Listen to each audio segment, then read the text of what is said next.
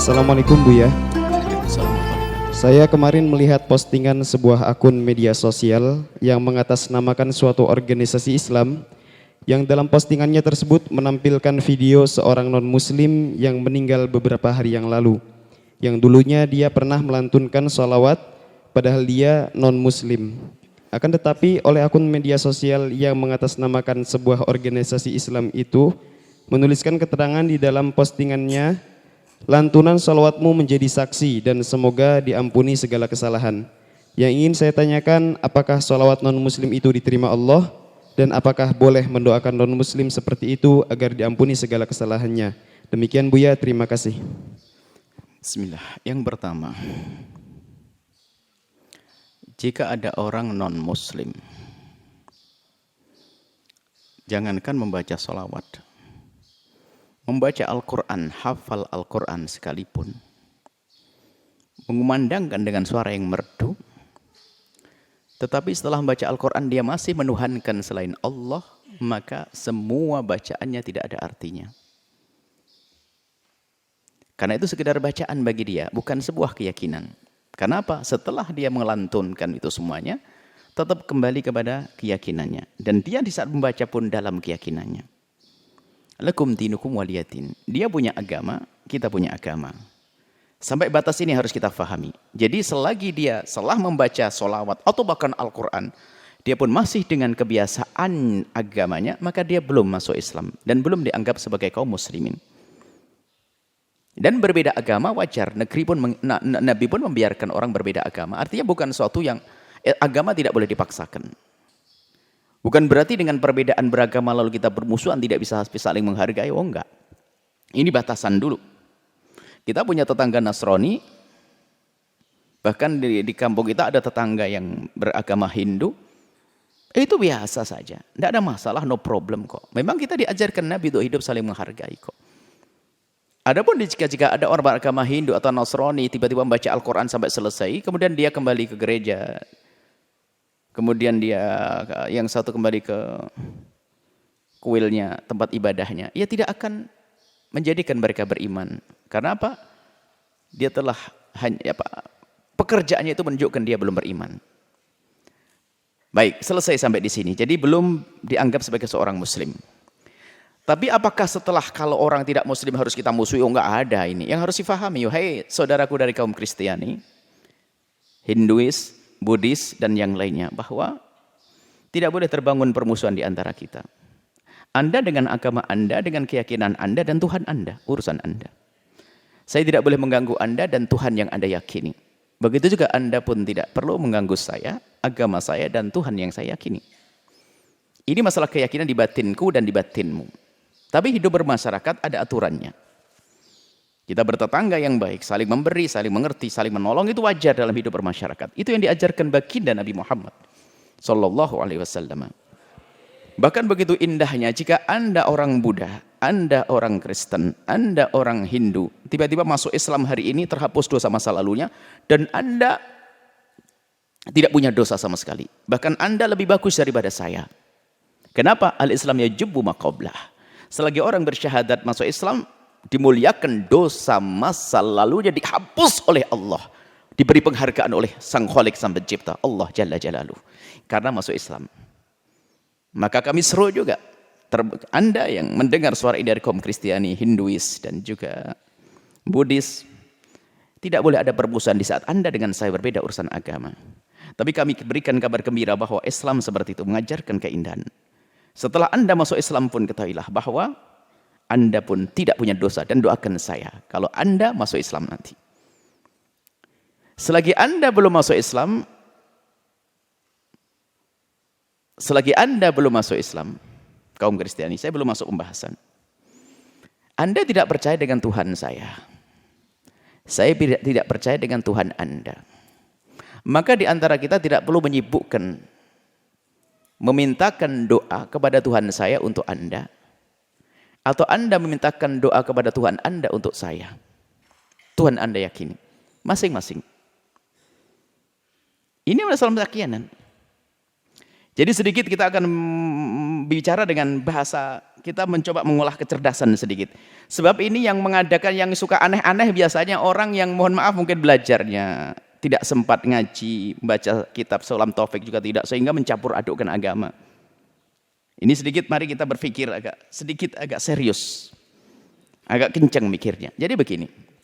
Itu selesai, yang membaca nasib dan sebagainya, selagi setelah itu dia masih dengan kebiasaannya, maka dia belum dianggap sebagai seorang muslim. Kemudian yang kedua, jika orang tersebut punya jasa dan kebaikan dalam kemasyarakatan, kita harus beri penghargaan. Sanjung kebaikannya, nggak ada masalah, Islam mengajarkan. Sebut kebaikannya, memang dia orang berbuat baik misalnya dalam masyarakat. Mungkin dia adalah orang yang pernah membebaskan kaum fakir di mana, menolong orang sakit dan sebagainya. Mungkin.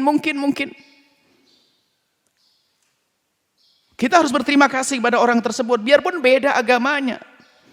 Malam yashkurin nas, lam yashkurillah. Yam lam yashkurillah. Kalau tidak bersyukur kepada manusia, tidak bersyukur kepada Allah. Kita ucapkan terima kasih.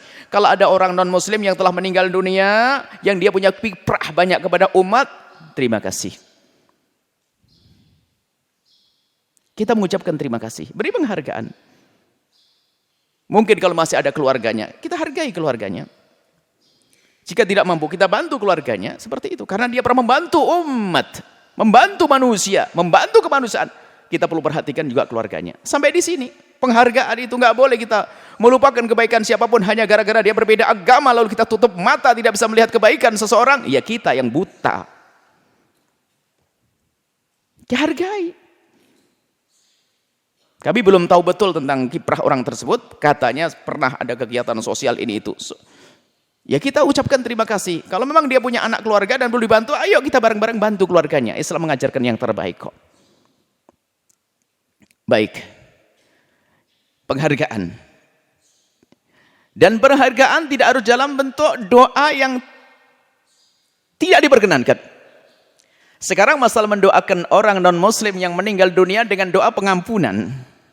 Boleh atau tidak? Sebelum bicara tentang para ulama, perkataan para ulama yang diambil dari firman Allah, ulama selalu dari firman Allah, kita akan bicara dengan akal. Jadi begini, saya tidak bicara tentang pengampunan, tentang sebuah keyakinan. Anda punya hajat harta, bantuan keuangan. Datang kepada saya minta bantuan materi. Kemudian karena saya perhatian kepada Anda saya bawa, ini bicara cerdas sedikit. Lalu saya bawa kepada orang yang Anda yakin dia tidak bisa memberi. Ayo Pak, kamu perlu apa? Uang. Berapa juta? Lumayan banyak, 20 juta. Ayo saya bawa orang. Nanti kamu akan diberi bantuan sama dia. Setelah Anda tahu orangnya, dia sendiri nyungsep. Anda tidak yakin sama sekali dia membantunya. Anda tidak punya keyakinan kalau itu bakal membantunya. Lalu saya bawa, Anda kira-kira mau enggak? Ya enggak mau, ngapain ke sana? Saya tahu kok dia. Saya tidak yakin dengan dia, saya tidak percaya kok dengan dia kalau dia memberi kepada saya. Ngapain Pak ke sana? Ya paling Anda ogah-ogahan. Bahkan kalau saya datang ke sana urusan ente, Anda pun tidak lega kok kalau saya datang ke orang tersebut. Kenapa? Karena saya membawa Anda kepada orang yang tidak bisa memberikan pertolongan kepada Anda. Dia fakir, dia nyungsep banyak utang, dikejar-kejar sama orang. Anda tidak yakin sama sekali kalau dia akan memberi. Apa artinya saya membawa Anda kepada dia? Bohongan. Anda pun nggak mau. Tapi saya yakin. Anda nggak yakin kok. Anda akan tertawa, ini aneh banget. Saya tahu dia kok, ngapain saya ke sana? Anda akan merendahkan saya. Karena saya tidak mau Anda rendahkan, saya pun tidak akan membawa Anda kepada orang yang Anda tidak percaya. Karena saya tidak ingin Anda rendahkan. Dan Anda pun tidak kecewa di saat saya tidak membawa Anda kepada orang tersebut. Anda paham? Anda Kristiani, saya Muslim. Anda Buddhis, saya Muslim. Anda punya Tuhan. Dengan keyakinan Anda. Saya punya Tuhan. Lalu Anda punya hajat, lalu Anda akan saya bawa ke Tuhan saya. Anda akan ketawa kok. Anda tidak ketahui ngapain sama Buya dibawa ke Tuhan, yang saya punya Tuhan sendiri kok. Makanya saya akan bodoh, saya menjadi bodoh dan bodoh dan bodoh kalau saya paksa Anda saya bawa kepada Tuhan saya. Anda akan tertawa. Anda tidak percaya. Tuhannya Buya Yahya nggak bisa memberi ke saya. Saya tidak percaya ada Tuhannya Buya Yahya. Kenapa saya harus ikut dia? Anda akan merendahkan saya. Dan saya menjadi tidak cerdas sama sekali saat itu. Saya tidak cerdas. Kenapa? Anda nggak percaya. Kenapa Anda saya bawa? Kan begitu logikanya. Yang meninggal dunia yang disebutkan, dia tidak percaya dengan Tuhan kita kok. Lalu kenapa Anda yang katanya Anda terpelajar, pemikir dan sebagainya, ikut organisasi apa tadi? Loh kok Anda membawa orang yang tidak percaya dengan Tuhan Anda? Dia akan ketawa dia. Ayo cerdas sedikit. Kalau dalam urusan berbahasa-basi sosial, toleransi dan sebagainya, tidak harus sampai seperti ini. Jangan merendahkan, jangan membodohkan diri kita. Ayo paham sedikit. Katanya Anda pelajar, mungkin Anda pemikir, Anda penulis. Kan logikanya begitu. Ini sebelum bicara tentang Quran. Maka ada nabi walladzina amanu, nggak ada nabi orang beriman ayastaghfiru lil musyrikin, mintakan ampun kepada orang musyrik. Ini Al-Qur'an dijelaskan. Jadi seperti itu, nggak ada perlunya. Dan saya pun tidak perlu merengek kepada orang saudara-saudara saya di negeri ini yang satu bangsa, satu tanah air, yang berbeda dengan agama saya pun tidak perlu merengek kepada mereka. Tolong mintakan ampun kepada Tuhan Tuhanmu. Enggak perlu saya punya Tuhan yang maha pengampun. Dan saya tidak bangga kalau tiba-tiba Anda memohonkan kepada Tuhan Anda, bahkan sedih, saya tidak percaya kok. Karena saya berpikir, saya sehat akal. Makanya saya tidak perlu merengek kepada Anda kaum Buddhis, Anda kaum Nasrani untuk mohonkan ampun kepada Tuhan-Tuhanmu. Enggak saya perlu. Dan saya pun, Anda pun yang Buddhis cerdas, Kristiani cerdas pun sama. Enggak perlu Anda tidak percaya dengan Tuhan saya kok. Kan seperti itu. Setelah itu apa? Kesalahpahaman dalam memahami teks. Belajar akidah enggak sempurna. Masalah Rahman Rahim, rahmat Allah sangat luas. Masa Allah enggak kasih sayang kepada hambanya? Biarpun dia tidak beriman, kan dia berbuat baik, masa Allah enggak punya kasih sayang? Ini berbicara tentang masalah hukum akal. Pembahasan ini sedikit mohon maaf panjang, karena apa? Ini berulang-ulang dari dulu nih masalah-masalah begini. Kadang-kadang kalau disampaikan dengan bahasa salah, kita seolah-olah merendahkan yang telah meninggal dunia. Yang pernah meninggal dia punya jasa, kita jaga keluarganya. Jangan dibincangkan kejelekannya. Ini adalah masalah pendidikan kita. Adapun ini masalah keimanan kita perlu sampaikan. Jadi begini. Allah Maha Kuasa. Kekuasaan Allah meliputi segalanya. Allah Maha Kasih.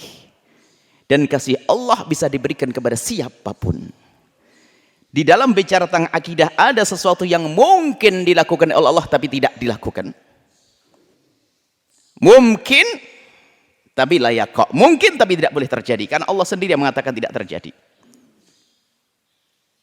Allah sudah menutup tidak ada nabi setelah Nabi Muhammad selesai. Tapi kalau dalam bahasa dialog akal, Allah kan maha kuasa. Bisa enggak kalau Allah menghadirkan nabi di hari ini? Oh bisa, Allah maha kuasa.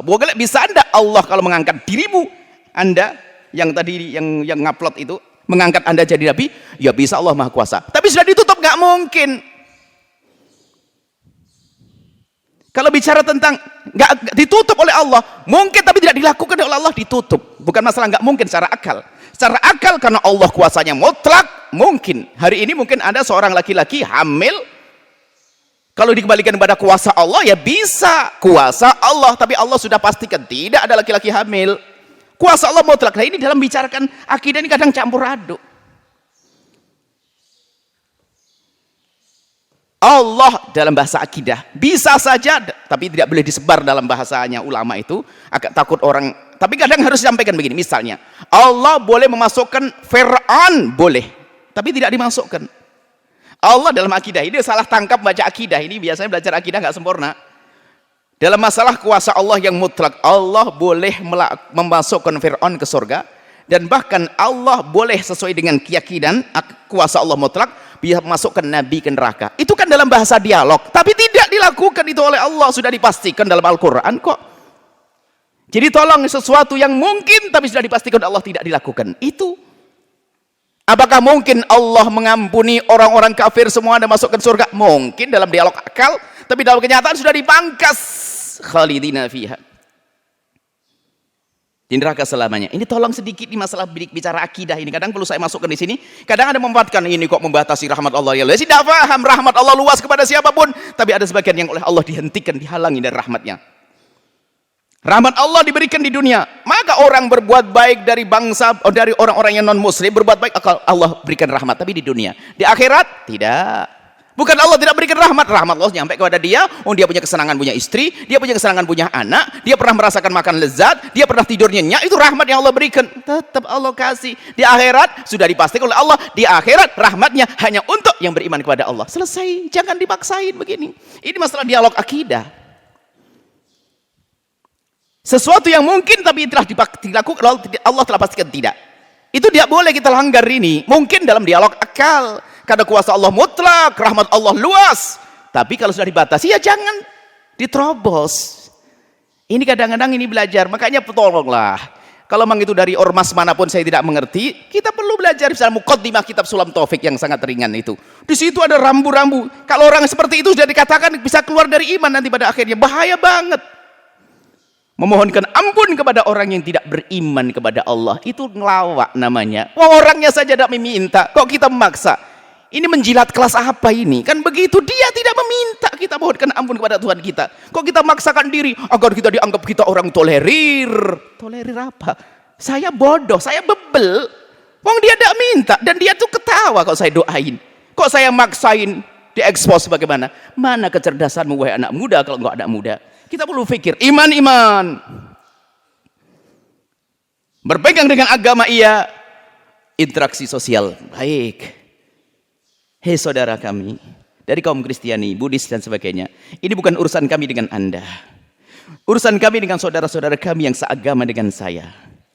Anda bersama kami di negeri tercinta ini, tetangga saya, wajib kita tolong menolong, bisnis yang baik dengan Anda. Saya tidak boleh bohong kepada Anda. Saya tidak boleh mengambil barang Anda. Saya harus menjaga barang Anda. Saya hormati keluarga Anda. Itu yang ada dalam Islam. Ini urusan saya, keluarga rumah tangga kaum muslimin. Dari orang-orang yang ngaku Islam tapi kurang belajar sehingga merusak agamanya dan akidahnya sendiri. Kesimpulan dari para ulama, enggak boleh. Kalau mendoakan boleh, tapi memohonkan ampun enggak. Doakan semoga keluarganya baik-baik, semoga dapat hidayah, semoga anaknya. Oh, itu boleh-boleh saja mendoakan begitu. Tapi pengampunan ini beda. Di dalam Al-Quran disebut pengampunan. Adapun doa yang lain masih boleh. Karena dia pernah punya kebaikan selama hidupnya. Semoga anak-anaknya diberi hidayah oleh Allah. Boleh. Semoga dibalas dengan kebaikan di dunia ini. Dapat anaknya, rezekinya lancar. Bisa doa begitu. Ya nggak boleh doa pengampunan disebut dalam Al-Quran. Karena pengampunan adalah ujungnya adalah dimasukkan surga. Sementara tidak ada di surga bagi orang yang tidak beriman kepada Allah dan Rasulnya. Dalam keyakinan kita, kalau Anda kaum Kristiani mendengar suara ini, Anda punya aturan dalam masuk surga sendiri, rambu-rambu sendiri, urusan Anda. Kaum Buddhis pun dengan nirwana Anda yang Anda yakini, dengan Tuhan-Tuhan Anda yang Anda sakiti, itu urusan Anda.